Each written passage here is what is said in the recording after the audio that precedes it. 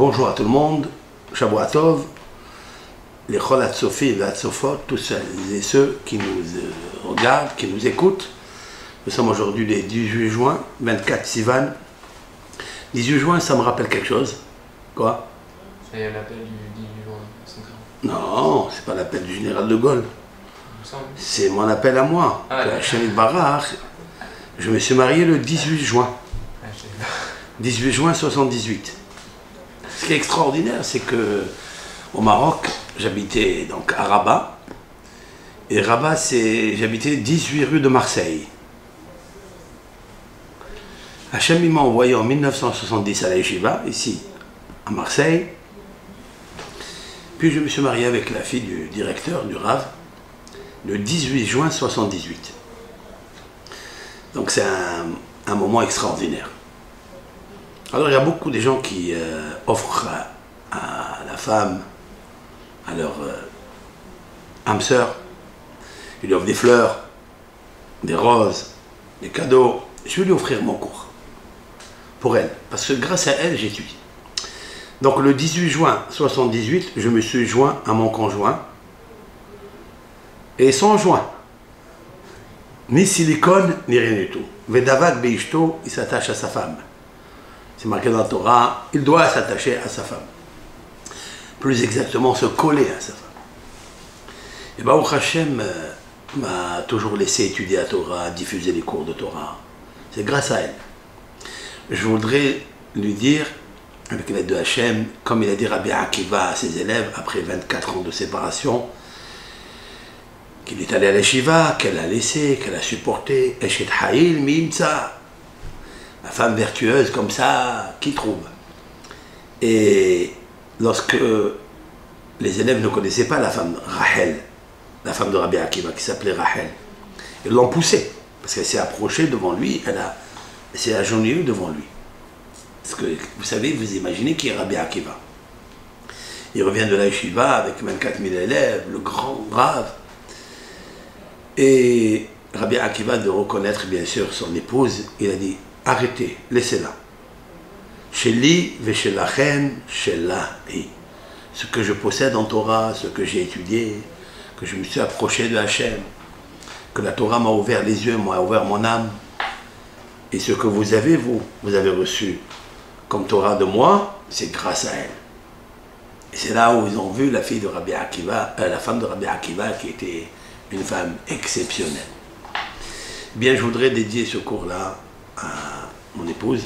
Et je voudrais revenir sur le cours de vendredi, qui n'est pas encore diffusé, peut-être ce soir, il sera diffusé avec l'aide de Hachem.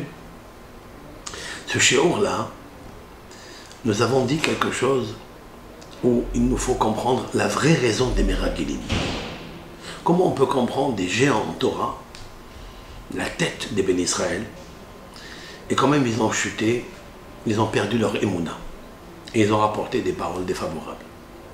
Si je vous pose une question aujourd'hui, il y a beaucoup de jeunes, et tout le monde se trotte cette question dans la tête. Si on avait des miracles aujourd'hui, hein, on serait attaché à quel jour? Est-ce que vous avez vu, vous, des miracles? Non.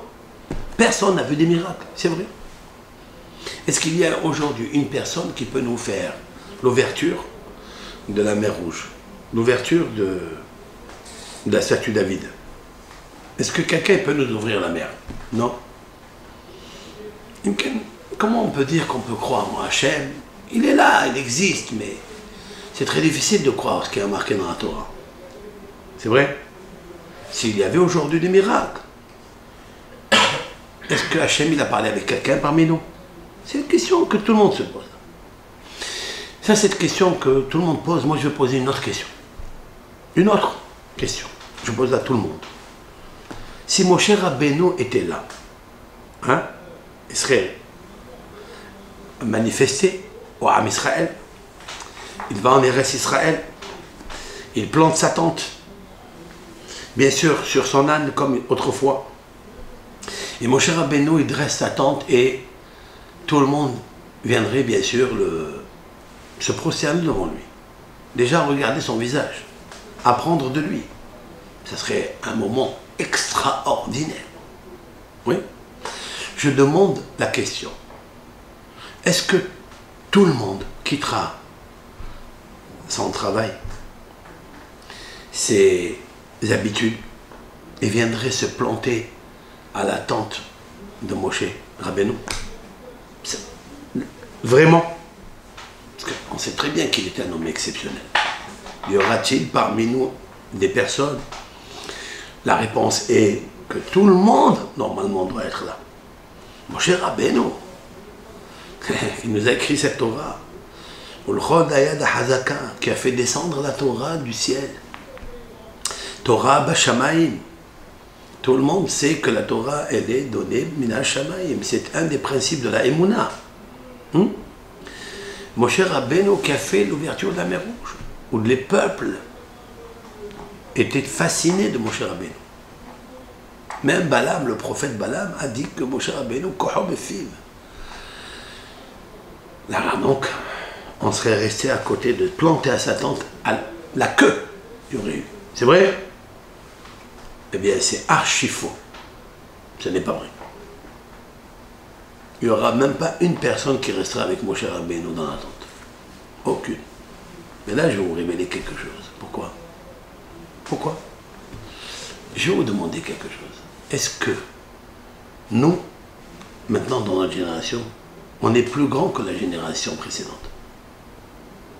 Non. Et la génération précédente? Non. Jusqu'à la génération de Moshe Rabbeinu, est-ce qu'il y a eu une génération comme celle-ci, qui est forte en Torah, qui a vu les miracles en Égypte, qui a vu les miracles dans le désert, qui a reçu la manne qui émanait du monde des émanations, tous les jours, pendant 40 années? Est-ce que quelqu'un a vu tous ces miracles? Non. Est-ce qu'on était capable de recevoir, nous, ces miracles? Non. Si Hachem Yitbarach, il a fait tout cela avec cette génération, celle de Moshe Rabbeinu, celle où ils ont vu de leurs propres yeux, hein, Hachem, si l'on peut dire ainsi, ils l'ont entendu, c'est-à-dire qu'ils se sont liés à lui au point d'abandonner leur corps, tellement ils étaient fascinés de l'amour de Hachem, de la connaissance de Hachem. Oui. Combien de personnes il y avait avec Moshe Rabbeinu qui le suivaient? Combien? Une personne. Yehoshua. Yehoshua ben Nun. La Torah, elle nous le dit. Yehoshua ben Nun lo yamish mitoch haohel. Yehoshua ben Nun, c'est le seul qui ne bougeait pas de la tente de Moshe. Une personne. Ma question est, où sont tous les autres? Qu'est-ce qu'ils faisaient tous les autres?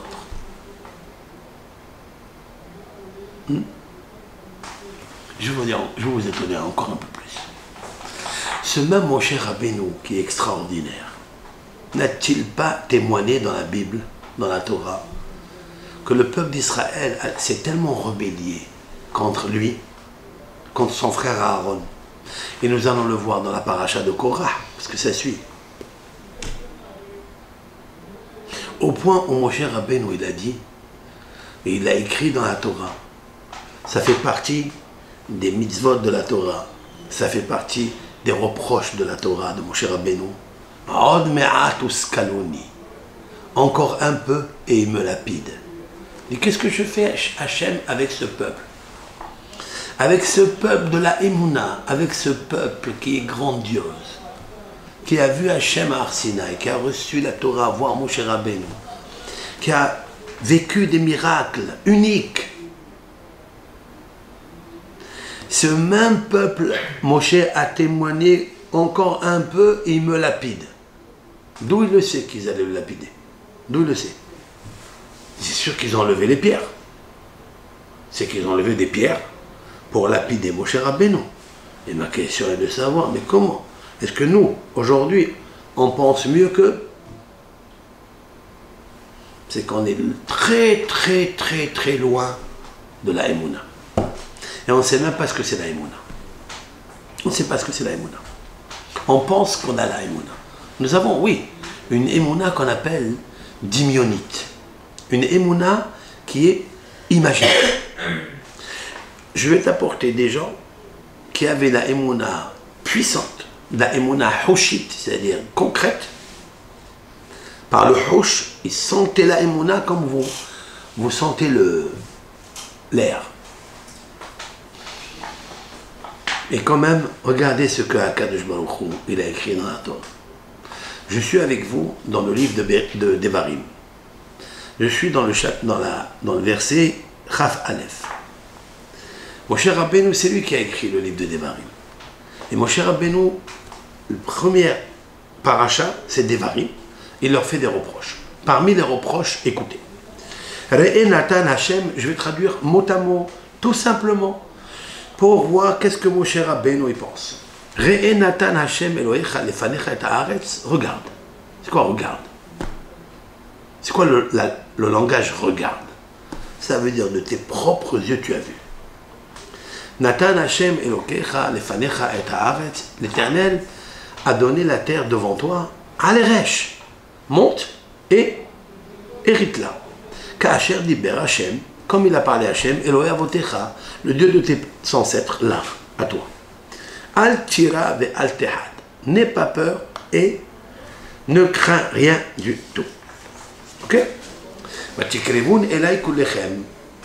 Quand je vous ai dit une chose pareille, vous vous êtes approchés tous devant moi. Vous m'avez dit, Nishleha anashim lefanenu, en voyant des personnes devant nous, avant nous, et ils vont explorer pour nous la terre. Ils vont nous ramener des rapports.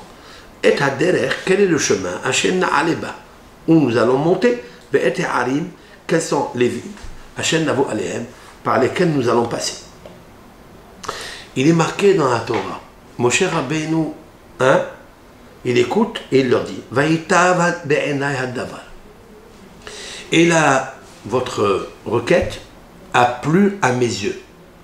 Et j'ai pris parmi vous, Shenem Asar Anashim, 12 personnes, Ish Ehad, la Shavet, une personne parmi la tribu.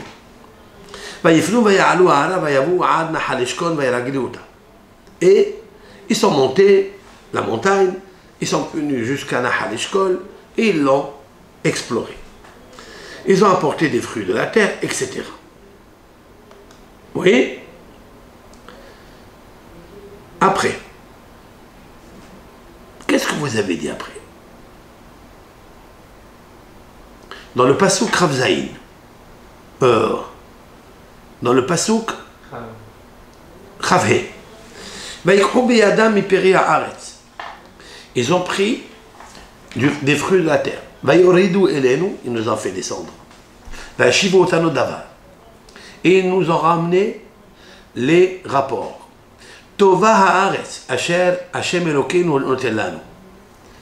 Ils nous ont dit que la terre elle est bonne. Et vous n'avez pas voulu monter. Et vous avez désobéi la parole de l'Éternel, votre Dieu. Vous êtes révoltés dans vos tentes. Vous avez dit, écoutez ces paroles-là. Avec la haine que l'Éternel a pour nous, il nous a fait sortir de la terre d'Égypte la tête pour nous mettre entre les mains de Émorites pour nous exterminer. Vous écoutez ce qui se passe là.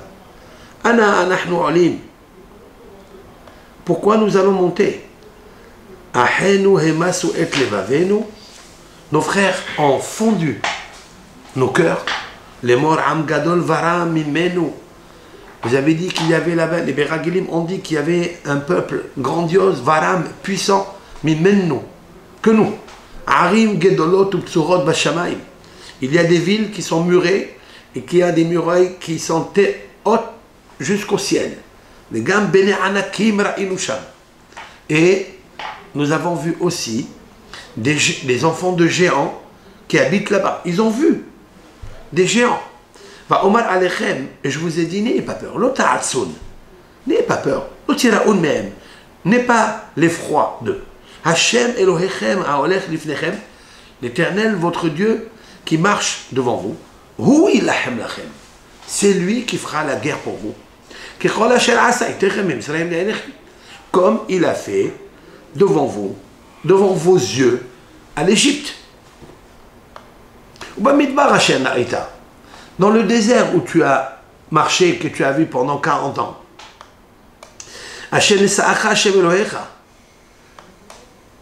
Dans le désert que l'Éternel t'a levé, t'a transporté. Ka'asher, Issa, ce qui est marqué après, Ka'asher, Issa, Ish et Beno. Comme un père lève son enfant sur son dos.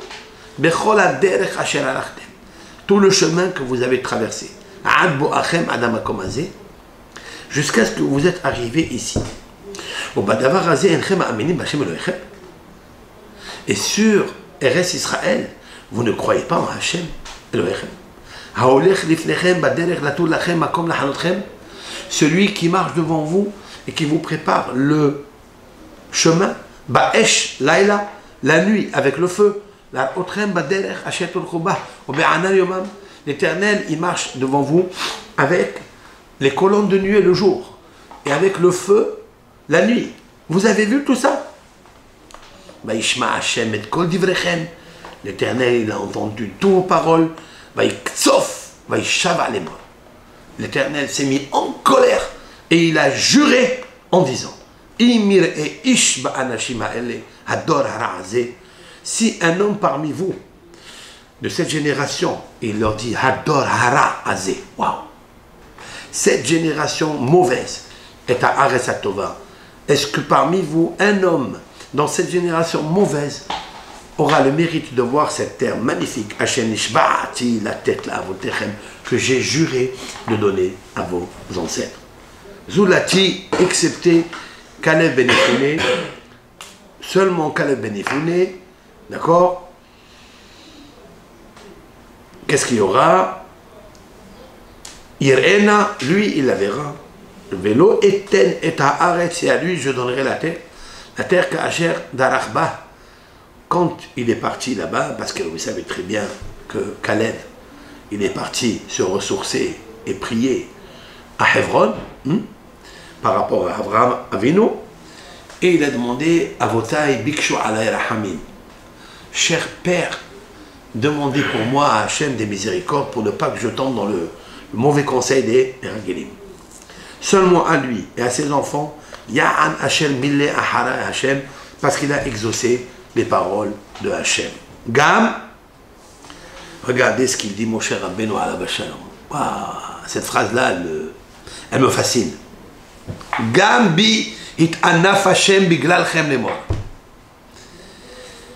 Même sur moi, s'est mis en colère à Kadosh Baruch Hu à cause de vous. Gam ata lotavo sham. Même toi, tu ne viendras pas là-bas. Tu ne rentreras pas en Eretz Israël. Yehoshua bin Nun haomed lefanecha. Yehoshua bin Nun qui est présent et qui est debout, lefanecha, devant toi, en rapport avec le verset Lo yamush mitocha ohel. Yehoshua ne bougeait pas de la tente. Haomed lefanecha, il est comme ton serviteur, il est là 24 sur 24. Yehoshua, il ne bouge pas devant toi. Hu yavo shamma. Lui, il viendra là-bas. Oto hazek. Lui renforce. Ki hu yanhilenna et Israël. C'est lui qui fera hériter la terre d'Israël au Ham Israël. Juste le mot, au début, c'est marqué Gamata lotavo sham.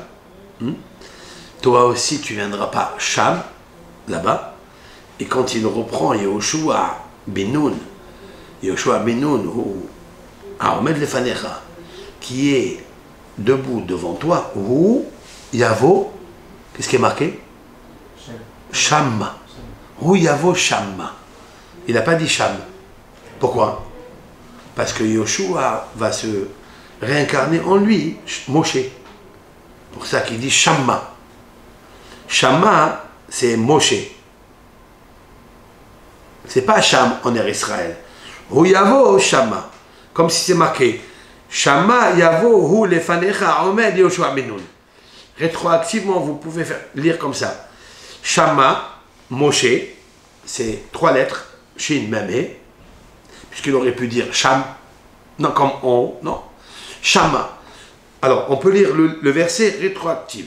Shama, Moshe, Yavo, viendra, Hu, lui, Lefanecha, devant toi, Haomed, il sera debout, Binoun Yehoshua, Yehoshua Binoun.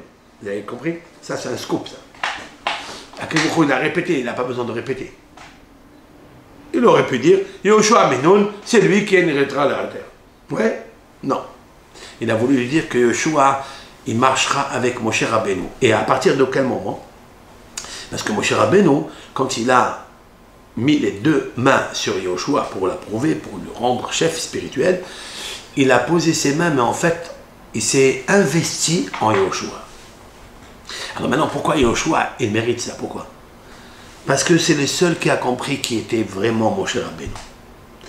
Yehoshua avait la émouna chez les mains que Moshe Rabbeinu était un vrai prophète et que jamais il a douté de Moshe Rabbeinu. Alors la question est que toutes ces personnes-là, toutes ces personnes extraordinaires qui ont vécu les miracles, qui ont mangé de la manne, une manne qui n'a pas existé depuis des millénaires, depuis Moshe Rabbeinu, depuis le désert. Pourquoi ils ont mérité ça? C'est qu'ils étaient des grands, oui. Et alors, où est la émouna?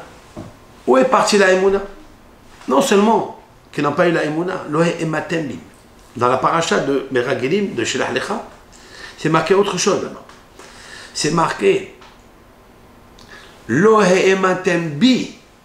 Vous n'avez pas eu confiance en moi. Jusqu'à quand vous n'allez pas m'écouter? Vous allez vous rebeller. Vous n'avez pas la émouna avec tous les miracles que je vous ai faits. C'est marqué comme ça. Autrement dit, que les miracles n'ajoutent rien du tout à l'homme. Tu peux voir aujourd'hui un très grand miracle, mais tu resteras le même bonhomme. Le miracle n'agit que sur l'extase extérieure, mais il n'agit pas sur l'intérieur qui est l'existence de l'homme. Une personne, il doit avoir le Olam Haba dans Olam Hazé, c'est-à-dire l'intériorité du cœur, des pulsions. C'est ça qu'il faille travailler. C'est ça le caractère qu'il nous faut travailler. Tu vois des miracles, tu peux voir ce que tu veux. La réponse à toutes ces personnes qui demandent des questions, où sont les miracles? Tu fais quoi avec? Tu ne vas rien faire avec. Ça ne va rien t'ajouter. Et même si Moshe Rabbeinu il vient aujourd'hui dans notre génération, ouais, il se manifeste, il n'y aura pas beaucoup de personnes qui iront avec lui étudier la Torah. Ça sera le premier jour, la première semaine, la deuxième semaine, et après. Pourquoi? Parce que Moshe Rabbeinu, comme on le connaît nous dans la Bible, c'est l'homme extraordinaire. Ça c'est après qu'il a passé des tribulations et des difficultés et des injures, des humiliations. Et après, quand il a écrit la Torah à la fin de sa vie, qu'il a dit au peuple ce qu'il pensait d'eux et qu'est-ce que Dieu pensait de lui. Et que tout ce qu'il a dit, ça s'est réalisé. Cette Torah que nous avons dans le désert, il ne l'avait pas. Vous croyez que dans le désert, Moshe Rabbeinu a écrit la Torah? C'est à la fin de sa vie qu'il a écrit la Torah. Donc, tout le monde n'était pas conscient qui est Moshe Rabbeinu. C'est vrai? Alors on peut répondre à quelque chose. On peut dire peut-être que maintenant que la Torah est écrite et que tout le monde étudie, Baruch Hashem, on peut dire maintenant, ça y est, on comprend que Moshe Rabbeinu, il ne faut pas lui manquer de respect. Ça c'est vrai. Émettre. Mais ça ne veut rien dire encore. Ça ne veut pas dire que tu vas t'engager, tu vas t'investir toute ta vie dans sa tente, dans son Beth Midrash, tu vas étudier la Torah, 1 jour, 2 jours, 3 jours, 4 jours, et après tu le laisses. Vous savez quelle est la preuve? Je vais vous la dire de suite. Il y avait des grands dans la génération de Rabbi Shimon bar Yochai. Oui, il y avait beaucoup d'élèves dans la génération de Rabbi Shimon bar Yochai. Vous croyez que tout le monde étudie avec lui? Non. Pourquoi? Parce que dans l'homme, il y a la paresse. Dans l'homme, il y a des défauts énormes qu'il doit corriger. C'est l'habitude. C'est le système robotique. Quand je m'habitue à quelque chose, c'est fini. Juste, je soulève quelque chose pour la Emouna qui est très grande. Le couple. Dans le couple. Qu'est-ce qui se passe? Ah, premier 7 jours de mariage, on est tous, tout feu, tout flamme. Magnifique. C'est vrai ou pas? Hein? On est tout feu, tout flamme, tous. Il n'y a personne qui échappe. Magnifique, ma chérie, mon amour, tout ce que tu veux, on lui dit. Ouais, c'est vrai. Dès que la première semaine, elle passe, même pas, dans la semaine même, il commence à y avoir des disloques, des disputes, des histoires, de rien, de ça, de l'autre, de l'autre. Chacun il commence à montrer le tigre qu'il a en lui, le zoo qu'il a en lui. C'est normal. Si on ne travaille pas les midotes, c'est le tigre qui sort, c'est le chien qui est à l'intérieur de lui qui sort. Et tu oublies toutes tes paroles. Il a dit, Rav Dessler, le bonheur d'un couple, le vrai bonheur d'un couple ne repose pas sur l'argent, sur le bonheur matériel. Personne n'a un bonheur parce qu'il y a de l'argent, parce qu'il y a... Non, il repose sur le bonheur du langage. C'est très difficile de maîtriser la langue. Pourquoi je parle de ça? Parce que, regardez, à cause de quoi les Meragilim, ils ont détruit le premier temple et le deuxième temple? À cause de quoi? À cause du matbeh al-lashon, c'est-à-dire la formule magique de la bouche. Quel bgam, quelle horreur d'être revenu et de juger le peuple, de leur dire, écoutez, là-bas, c'est bien, ils n'ont pas menti, une seule fois, ils n'ont pas menti. D'accord? Mais ils ont dit toutes les vérités. Ils ont dit, par exemple, nous étions à nos yeux devant les géants comme des sauterelles. Et ainsi, nous étions à leurs yeux. Je répète, devant les géants, nous étions à nos yeux comme des sauterelles. Ça, c'est vrai. Mais ils ont ajouté quelque chose qui est complètement hors émouna, hors sujet. Quoi? Et aussi, ainsi, nous étions des sauterelles à leurs yeux. Qui leur a dit ça? Qui leur a dit qu'à leurs yeux, ils étaient comme des sauterelles? Peut-être qu'à Kadosh Baruch Hu, puisqu'il a dit à Abraham, Yitzhak et Yaakov, et il a dit à ce peuple, que je vais vous donner cette terre. Vous êtes sortis de Misraïm pour cette terre d'Eretz Israël, qui est l'unique pupille de Hachem. Oui? Peut-être à Kadosh Baruch Hu, il va leur faire un miracle, que les géants, quand ils les voient des géants comme eux. D'où on le sait ça? Tu le sais, Kaviachol, qu'est-ce qu'il peut faire? Hachem Yitbarach, il a toutes les puissances nécessaires pour faire en sorte que tu puisses rentrer en Eretz Israël. Regardez, Caleb, il est passé par un chemin pour aller à Hebron, et la Torah déclare que là, il a vu Shishai et Talmai, etc. Ce sont 3 géants, fils de géants, qui étaient là. Et quand même, il est passé. Et pourquoi? S'ils l'ont vu comme des sauterelles, ils disent, mais qui est cet homme-là? Maintenant, encore, un géant, ce qu'il a à faire avec une sauterelle, quand un géant, il est tellement grand, il s'occupe de ses problématiques. Ouais. Est-ce qu'il s'occupe d'écraser une sauterelle? Non. Alors pourquoi tu ne rentres pas tranquille en Israël? Considère que tu es une sauterelle. L'essentiel quoi? C'est d'espionner la terre. Alors, manque de bitachon b'Hashem, manque de émouna b'Hashem. Et la question est, toi qui as vu tous ces miracles, tu n'as pas d'émouna? En fait, je ne veux pas poser la question pour eux, je vais la poser pour moi aujourd'hui. Je n'ai pas besoin de miracles pour avoir la émouna en Hachem. Les miracles ne t'ajouteront rien du tout. Rien. Tout d'abord, nous les avons déjà vus. Ils sont écrits dans la Torah. Cette Torah qui est restée, qui est extraordinaire. Oui. Maintenant, je reviens au texte. Je reviens au texte au début et on va étudier le Rashi. Le Rashi nous dit comme ça. Vatikrevun elai kolechem. Ouais. Prends le texte. Vatikrevun elai kolechem. Nous allons étudier le Rashi. Be'irvu bien. C'est dans le pasuk Chabet. Vatikrevun elai kolechem, vous êtes approchés de moi tous. Tu es?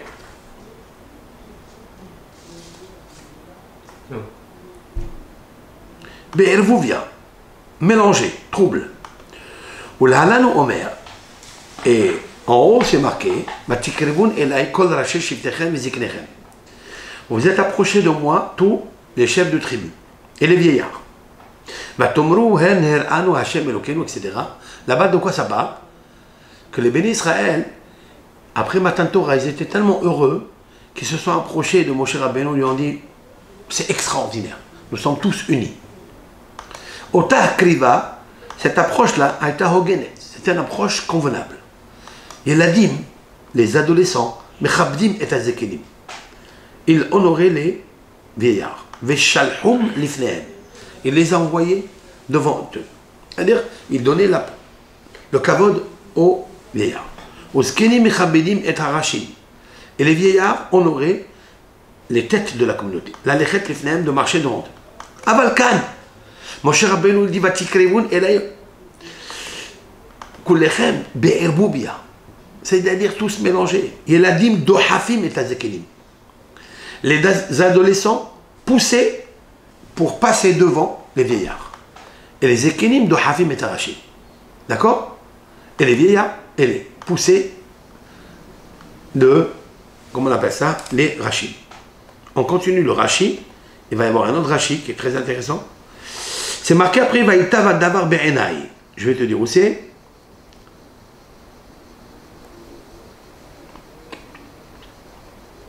C'est qu'on Vaïta va davar be'enai.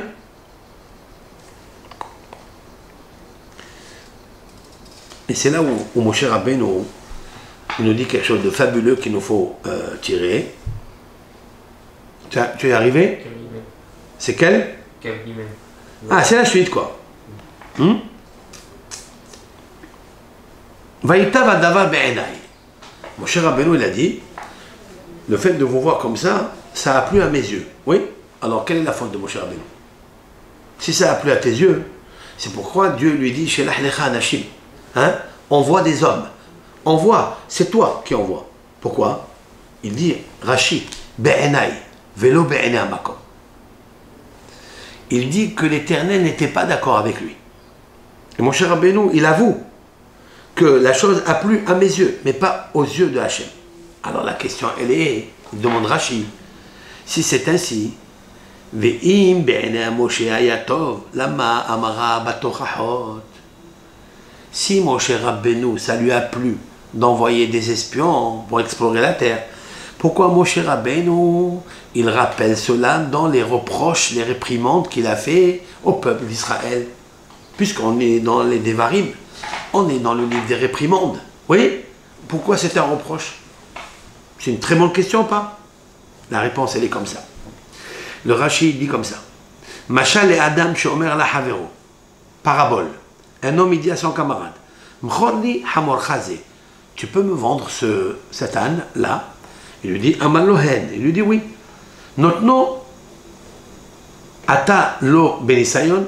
Tu peux me le donner benisayon, c'est-à-dire pour faire un essai? Amalohen. Il lui dit, oui. Beharim ou vaot. Je peux l'amener même dans les montagnes, le faire monter des montagnes et tout. Il lui dit, hen. Il lui a dit, oui. Il n'y a pas de problème. Alors il dit, il dit, puisqu'il a vu que rien ne l'empêchait à ce vendeur de lui donner, il a dit l'acheteur dans son cœur, d'accord? Le cheval, le l'âne, il est tellement en bonne santé. Le vendeur, il sait que moi, l'acheteur, je ne vais pas trouver un défaut dans... Parce que, qu'est-ce que tu me demandes? Tu me demandes, je peux acheter cet âne? Je te dis oui. Tu me demandes, est-ce que tu peux me donner un essai? Je te dis oui. Tu dis, un essai même dans les montagnes, je monte, je gravis, je dis oui. Qu'est-ce que tu poses? Qu'est-ce que tu penses? Tu penses que c'est un bon âne? Alors qu'est-ce qu'il fait l'acheteur? Il lui dit, voilà, tiens, l'argent, c'est même pas la peine de essayer. Oui. Il dit, mon cher Rabbeinu, je vous ai testé. Vous m'avez testé. Je vous ai dit que RS Israël, elle est belle. Est-ce que là-bas, il va y avoir des géants? Quand même, on n'aura pas peur. Je vous ai dit qu'il ne faut pas avoir peur. Oui. Vous m'avez dit, est-ce qu'il y a des défauts? Est-ce qu'on peut monter les montagnes? Ça veut dire les géants. Je vous ai dit, il n'y a pas de problème. Qu'est-ce que vous devez faire normalement? Vous devez avoir confiance en moi. Qu'est-ce que vous avez fait? Quand même, vous n'avez pas eu confiance. Je voulais vous éviter d'aller et vous ne m'avez pas écouté. C'est ça le reproche qu'il a fait, mon cher Rabbi. Maintenant, on comprend tout et tout dans les Meragelim.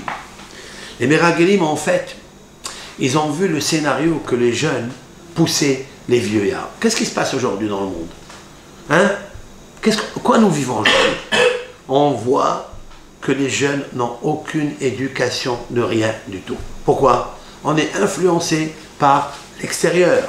Nous sommes tous influencés par la jeunesse qui est le groupuscule.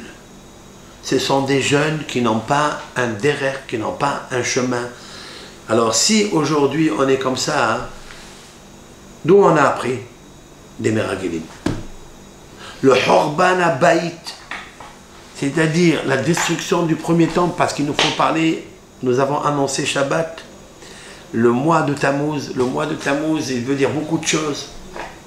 C'est le mois où nous faut faire très attention à la causalité du Lachon Hara, de la médisance, de la non-émouna qui a provoqué le Horban du Bet Amikdash Rishon et celui du deuxième.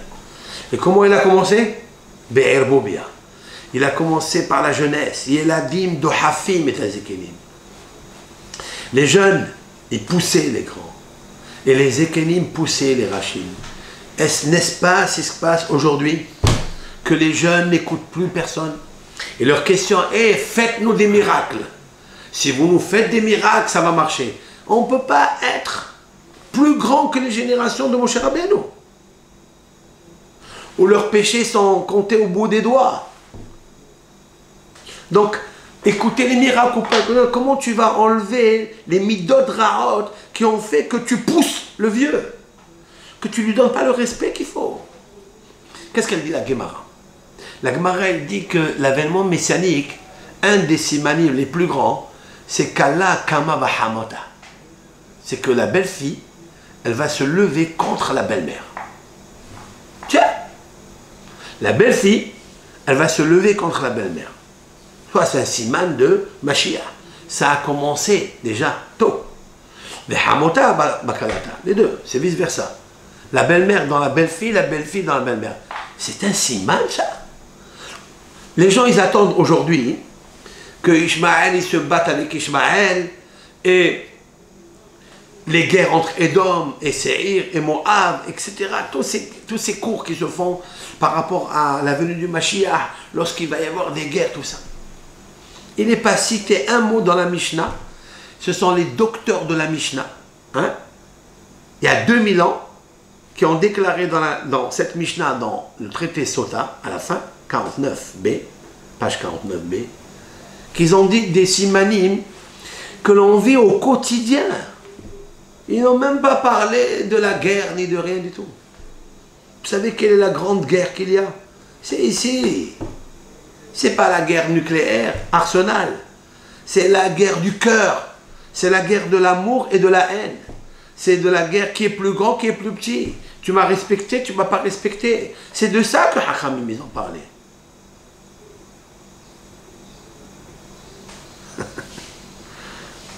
Je termine avec une histoire qu'on connaît tous dans la Bible. Shlomo Amelech.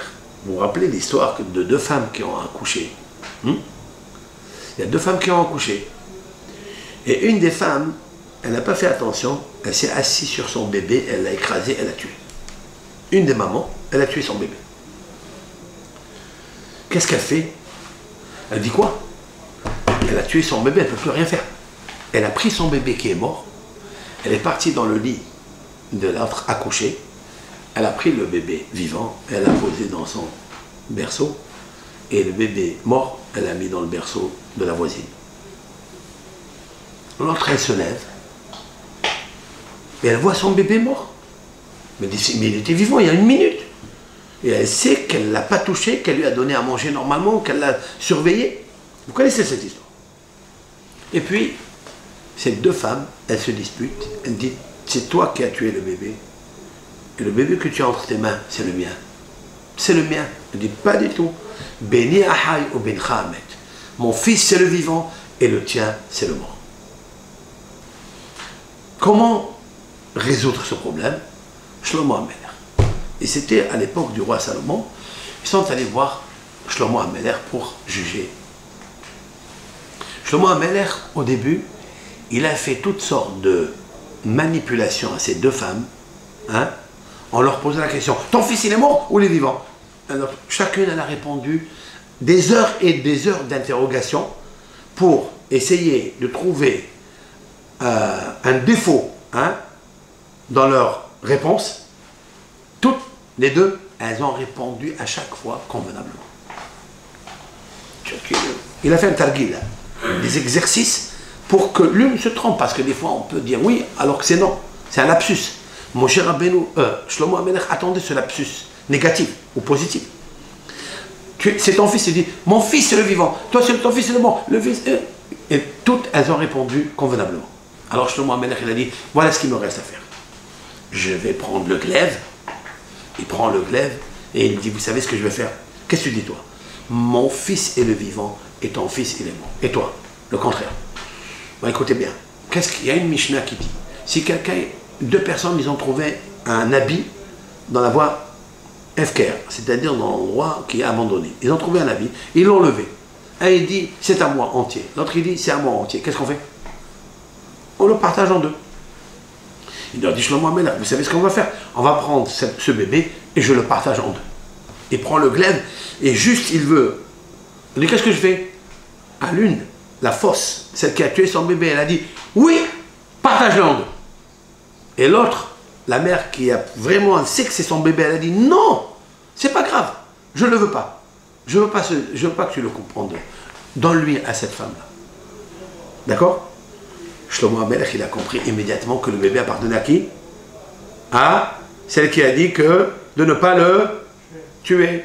Parce qu'elle est attachée tellement à ce bébé qui est le sien. Un jour, HaKadosh Baruch Hu lui rendra. Mais que ce bébé reste vivant, pas chez elle. Peu importe. D'accord? Cette histoire, elle est vraie. Mais il y a eu aussi une autre histoire. Laquelle?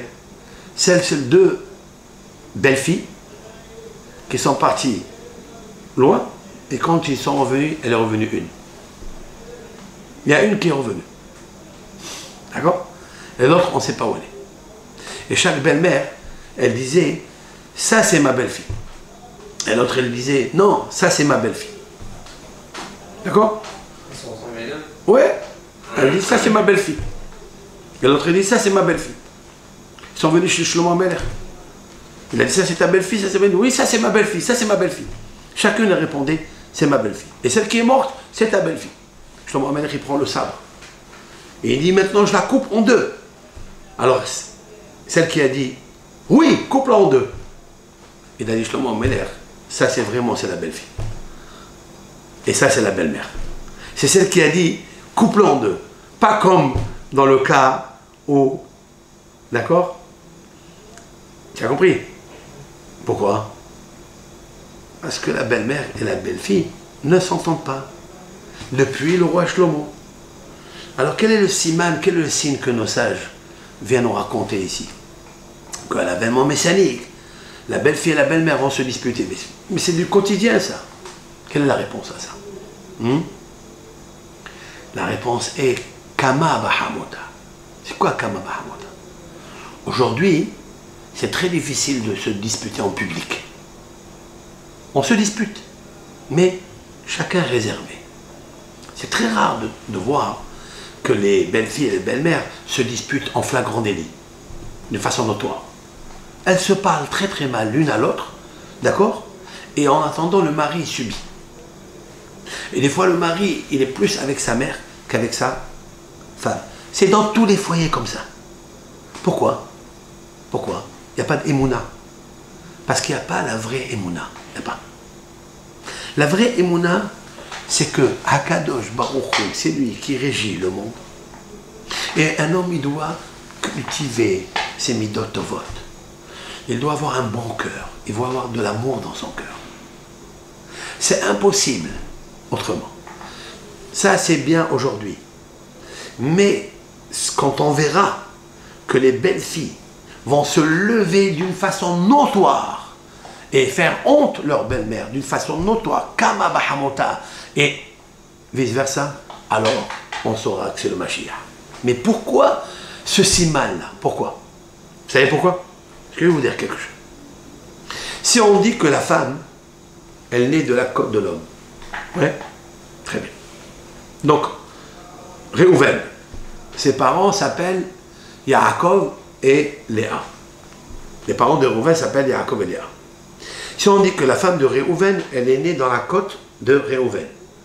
Donc, finalement, cette femme-là, elle est la fille, par excellence, de Léa et de Yaakov. Autrement dit que la belle-fille, elle est la fille, en fait, en réalité, elle est la fille de sa belle-mère. Vous comprenez ce que je veux dire? Si quelqu'un est là dans sa tête ça, si quelqu'un comprend ce principe qui est réel, qui est vrai, jamais il y aura de dispute.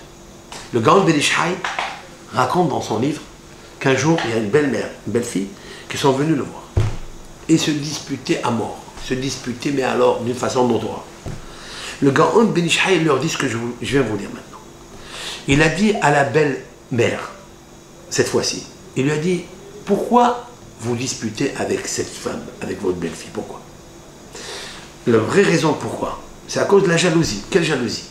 Parce que cet enfant-là qu'elle a fait grandir, qu'elle a fait pousser, qu'elle a fait ceci, etc., comme tout le monde, eh bien maintenant, il y a une petite jeune là de 25 ans, 23, 28 ans, elle lui a pris. Tout son labeur, elle lui a pris. C'est normal, c'est même légitime des fois de réagir comme ça. C'est vrai.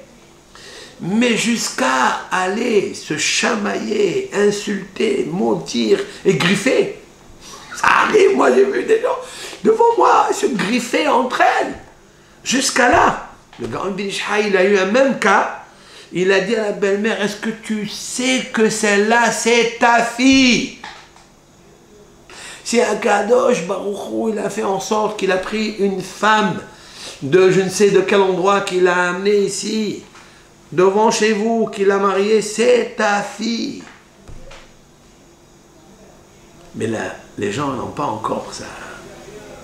Cette émouna que Akadosh Baruch Hu, c'est lui qui fait tous les ivougim. Toutes les rencontres, c'est Akadosh Baruch Hu qui les fait. La même chose, un homme, il ne peut pas se plaindre sur ce que son gendre ou sa belle-fille. Pourquoi? C'est Akadosh Baruch Hu qui l'a amené. Il y a beaucoup d'histoires de ce genre. Le Harizal a réglé des problèmes très difficiles à régler, qu'à la vue, à l'œil nu, on ne voit pas comment les régler, comment on va résoudre le problème. Le Harizal a vécu des histoires merveilleuses qu'il nous faut connaître, qu'on racontera avec l'aide de Hachem. Et voilà donc, mon cher Rabbeinu, on peut, dans la Bible, on peut voir que les tzaddikim, ils ont vu des miracles extraordinaires et quand même on va leur reprocher le manque de leur émouna, malgré leurs miracles. Pourquoi? Parce que les miracles, c'est bien, mais c'est pas, ça fouette pas les midot raot. Tu n'arranges pas, tu n'améliores pas, tu modifies pas grâce au miracle. Tu resteras toujours le même. Oui, comme a dit le Talmud, ce qu'a vu une servante, la servante, qui est sortie d'Égypte avec le peuple d'Israël, elle a vu dans la mer Rouge les cieux s'ouvrir. Elle a vu les anges. Elle a vu toute l'organisation céleste. Ouais. Comment? Ce qu'a vu une servante n'a pas vu Ézéchiel ben Bouzi. Ézéchiel ben Bouzi n'a pas vu dans sa prophétie. Elle a vu une servante. Mais nos sages de morale, ils disent, mais la servante, elle est restée servante. Et Ézéchiel ben Bouzi, il était prophète. Pourquoi? Tu vois des miracles, tu vois le ciel s'ouvrir, et après, qui va dompter le Yetzer Hara qui a ici, les midot raot que tu as? Si tu t'acharnes pas de ne pas parler à Lashon Hara, tu parleras toute ta vie Lashon Hara. Si tu n'arranges pas la jalousie qui est incurable, tu ne pourras pas. Tu deviendras un jaloux number one. Si tu n'arranges pas ton orgueil, tu ne pourras jamais malgré qu'on te montrera tous les miracles de ce monde. Moshe Rabbeinu à côté de toi, ça ne te dira rien du tout. L'animal qui est en toi, si tu ne le domptes pas, il restera animal et péjorativement un âne.